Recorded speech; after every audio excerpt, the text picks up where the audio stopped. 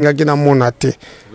Mais tout ça na problème était, ils ont un problème pour aboyanga. Mais Philippe Balobi oza mutu mabe, il paraît que nous ba ko sala ba production ba théâtre les ka ba comédien belé.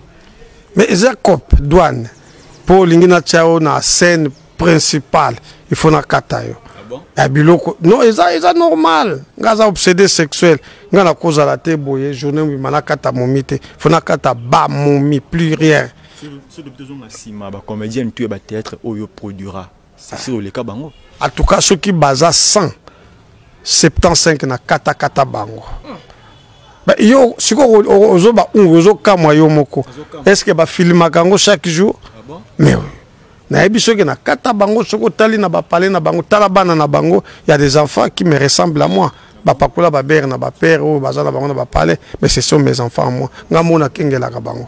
Je n'espère pas que les cas bango hein. Netinan. Les cas si la bissab, Oui. Ah bon? Oui. Les cas Xil péchant. Oui. Oh. Obosa ne retourna bon mama kalunga. Mama kalunga pour les cas. Na les cas. Wana va bala to déjà bali.